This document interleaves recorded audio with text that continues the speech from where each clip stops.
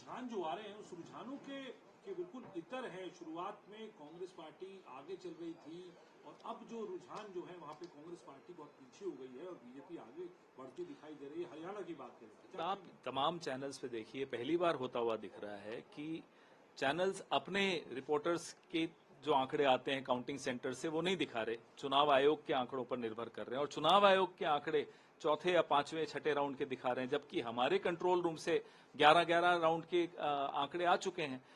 मैं आपको विनेश फोगाट जी का उदाहरण देता हूं। आप कोई चैनल खोल दीजिए, सब में उनको 4 राउंड के बाद पीछे दिखाया गया था, जबकि 9 राउंड के बाद वो 4,437 वोटों से आगे हैं, अब 5200 वोटों से आगे हो गई हैं। तो ये आंकड़ों में जो मिसमैच है, गैप है, ये क्यों है, ये हम बार बार चुनाव आयोग से, अभी हमारे महासचिव जयराम रमेश जी ने ट्वीट करके भी पूछा है कि ये क्या दबाव डालने की कोशिश हो रही है स्थानीय प्रशासन पर। इसलिए हम फिर से चुनाव आयोग को कह रहे हैं, आगाह कर रहे हैं कि इसमें तुरंत एक्शन ले, तुरंत जितने राउंड्स हो चुके हैं अपडेट करें, जितने भी जो ट्रेंड्स हैं उनको अपडेट किया जाए।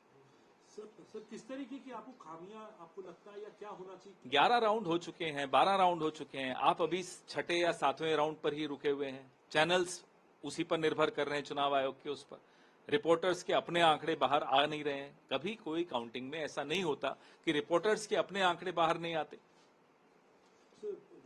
How do you see in the initial trends Congress was leading and now the Congress party is trailing in Haryana and the numbers are favoring BJP only as far as the trends there is a mismatch in the actual number of rounds that have already been counted and the number of rounds that are being shown on television through the election commission data, because the election commission data is lagging behind. They are still showing the 4th or the 5th round, whereas 11-12 rounds have already been counted.